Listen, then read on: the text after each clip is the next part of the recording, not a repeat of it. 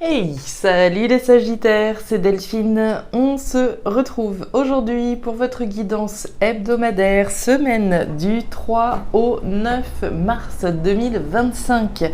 J'espère que vous allez toutes et tous très bien. Amis Sagittaires, signe solaire, ascendant, lunaire, vénusien du zodiaque.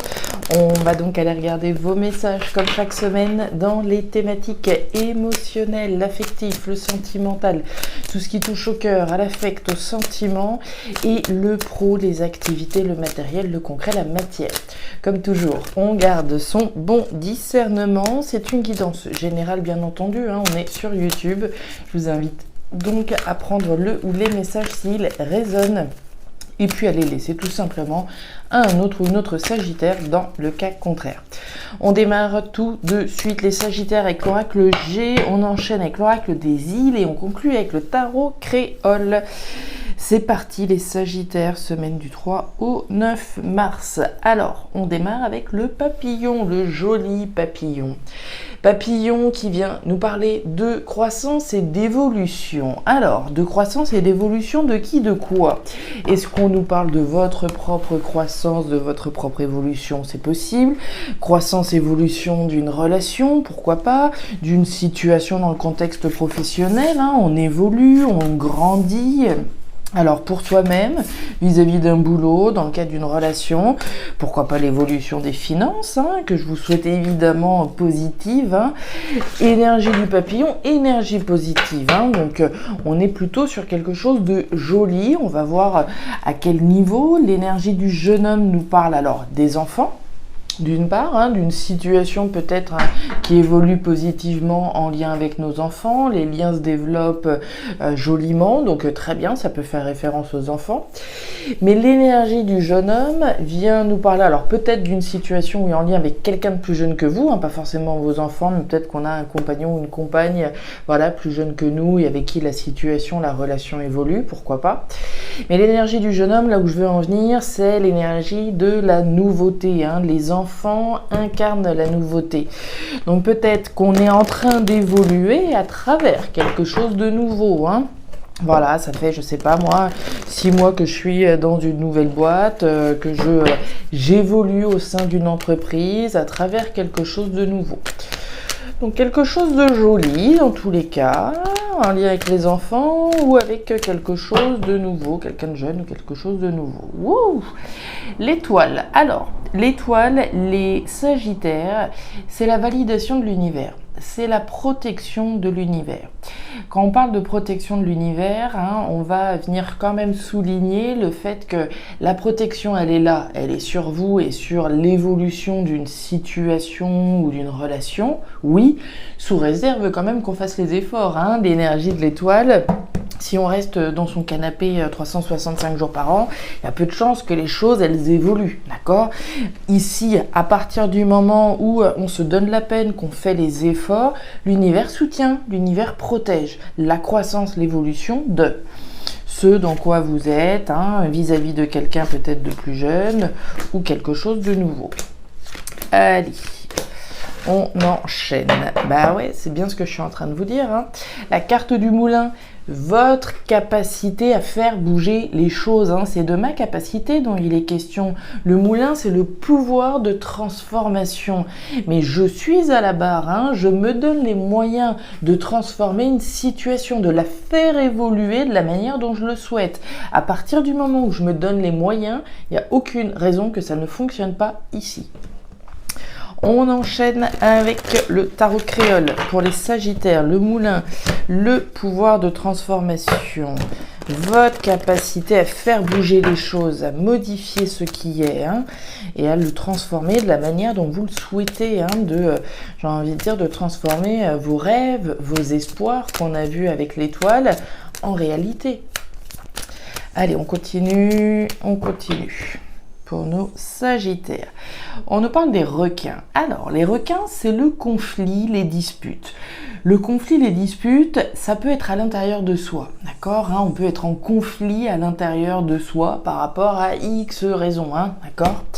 Le conflit peut être éventuellement avec quelqu'un. On peut se disputer, se prendre la tête, se chamailler, être en désaccord avec une personne. d'accord? On va voir. Des disputes, du conflit, ouais, on nous parle de quelqu'un qui nous observe ou de nous qui observons quelqu'un, le voyeur. Hein. Le voyeur, c'est typiquement l'amoureux, l'amoureuse transie. Hein. Donc, on va parler de notre observation ou de quelqu'un qui nous observe. Ok, donc a priori, il y a bien une personne, hein, possiblement, en tout cas. Allez, on démarre les Sagittaires pour cette semaine du 3 au 9. Normalement, on est dans l'axe, c'est pas mal, un petit peu haut là-haut, voilà. C'est parti les Sagittaires, on démarre avec vos émotions. Le chien. Alors, les Sagittaires, on va démarrer avec le chien. L'énergie du chien, c'est l'énergie de la fidélité, de ma fidélité à, de mon attachement à quelque chose ou à quelqu'un. Donc, ce à quoi je suis fidèle. On peut effectivement parler de quelqu'un en face de nous, hein, quelqu'un qui nous est fidèle, quelqu'un à qui on est attaché, qui est en face de nous. Ok. Notre attachement ou l'attachement de quelqu'un à nous-mêmes. Il est question de la foi que vous avez dans la fin, l'arrêt, la transformation radicale de quelque chose auquel vous êtes attaché. On est attaché à, j'ai envie de dire, transformer radicalement quelque chose. Alors, est-ce qu'on est attaché à transformer radicalement quelqu'un? Pourquoi pas, hein, qu'on s'entende bien. Après, bon, changer les choses et changer... Alors, nous changer nous-mêmes, ok. Transformer, changer quelqu'un, c'est un autre challenge ici. Hein, si on imagine que certains sont dans cette configuration-là. On verra en dessous. On nous parle en énergie centrale de la croix. La croix, la faux, hein, l'arrêt, la fin, la transformation radicale de quelque chose. On nous parle de la bougie. La bougie, c'est la foi que vous avez. La foi, ça veut dire qu'on n'a pas de certitude, hein, d'accord? On est éclairé grâce à cette petite flamme, cette petite bougie, toute seule dans l'obscurité. Donc, on ne voit pas forcément très clair la situation. Cependant, on a une foi qui va être tenace. La foi qu'on va réussir à mettre un terme à quelque chose, hein, voire transformer radicalement.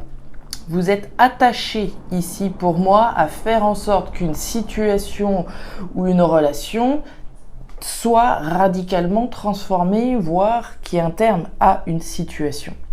On peut très bien ici être attaché pour son évolution personnelle à mettre un terme à une addiction, par exemple. Hein, on verra en dessous ce qui se passe encore une fois.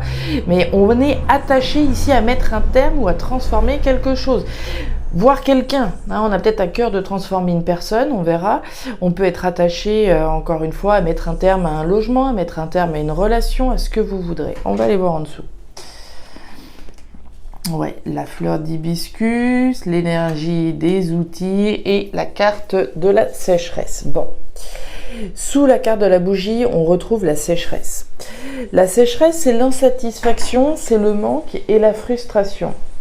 Autrement dit, par rapport à une situation qui ne va pas, on a clairement la foi que les efforts que vous fournissez vont vous permettre d'aller chercher autre chose, quelque chose de plus croissant, de plus évolutif. On parle du boulot, donc on va voir, on va prendre un exemple dans le domaine professionnel, mais vous avez aussi l'amour ici. Si je suis dans un boulot qui ne va pas, d'accord, j'ai la foi que par rapport à un travail dans lequel je suis et dans lequel ça ne va pas, je vais réussir au terme des efforts que je suis en train de fournir à trouver un autre boulot, à mettre un terme à ce travail-là grâce au fait de trouver un boulot ailleurs, par exemple. D'accord? Ici, on parle bien d'une situation qui, vraisemblablement, n'est pas satisfaisante puisque la sécheresse vient bien nous parler de quelque chose qui ne va pas. On pourrait imaginer que certains sagittaires, par rapport à une situation qui n'est pas satisfaisante, vont pas forcément mettre un terme à ce boulot, si on reprend l'exemple du travail, mais vont réussir au terme des efforts qu'ils font à transformer radicalement cette situation de façon à pouvoir continuer sur le chemin de son évolution et de sa croissance. Il y a clairement la nécessité ici que quelque chose soit à minima radicalement transformé. Avec l'énergie de la croix, il n'y a pas de demi-mesure, d'accord? Ici, il faut que les choses, elles bougent complètement. Alors, ça peut être par rapport à une relation sentimentale. Si je suis dans une relation sentimentale, on parle d'amour ici et d'attachement. On parlait des requins tout à l'heure. Il y a des conflits, il y a des disputes. J'aime mon compagnon, ma compagne, mais on n'arrête pas de se chamailler, on n'arrête pas de se prendre la tête. Et clairement, c'est pas satisfaisant. Pour que cette relation continue à s'épanouir, à évoluer, il va falloir clairement ici, radicalement, arrêter de se prendre la tête comme ça. Sinon, ça ne pourra pas continuer ainsi. D'accord ? On l'a vu, on a la capacité ici à transformer les choses. On parlait de quelqu'un qu'on observe. Moi, je pense que dans certains cas, on peut être dans ce genre de configuration-là. On peut clairement aimer la personne qu'on a en face de nous et faire des efforts ici pour que cette situation qui n'est pas satisfaisante, les conflits, les disputes qu'on peut avoir, s'arrête. Parce que sans ça, effectivement, ça va être compliqué de continuer sur une histoire d'amour épanouissante, évolutive. Donc on parle des outils. Les outils, c'est le travail donc. Alors d'une part, on peut nous parler pour certains sagittaires d'un attachement ici professionnel, mais d'une difficulté rencontrée, comme on l'a vu, d'une insatisfaction. On a à la fois que la situation va s'arranger ou qu'on va réussir à y mettre un terme d'une manière ou d'une autre, de façon à pouvoir continuer sur quelque chose d'évolutif. Mais l'énergie des outils, c'est l'énergie des efforts que je fournis, du travail que je fais, du travail que je fournis pour soit mettre un terme à, soit transformer radicalement.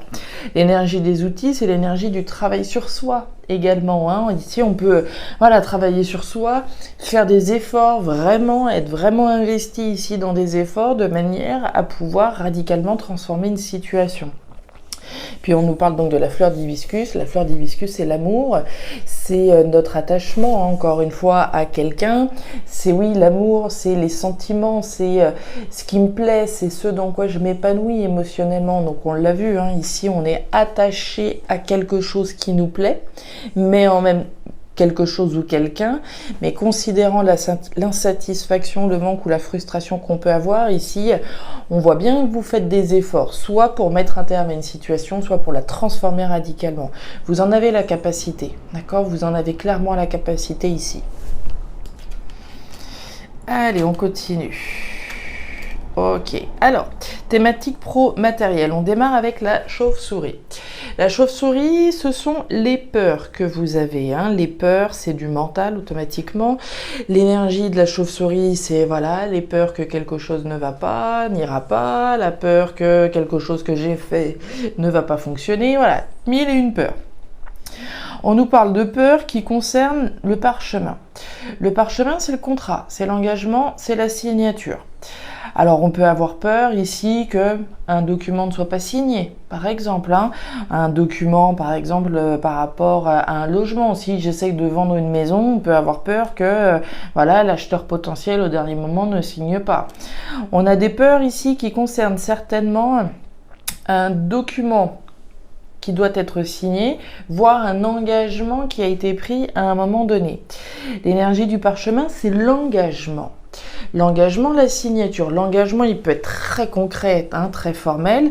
Des peurs par rapport à un bail, des peurs par rapport à un contrat de travail, des peurs par rapport à une signature ici importante. Mais on peut avoir aussi peur qu'un engagement qu'on prenne, au sens symbolique, se passe mal. Je m'engage ici solennellement dans telle démarche. Je peux avoir peur que ce soit un échec ou ce que vous voudrez.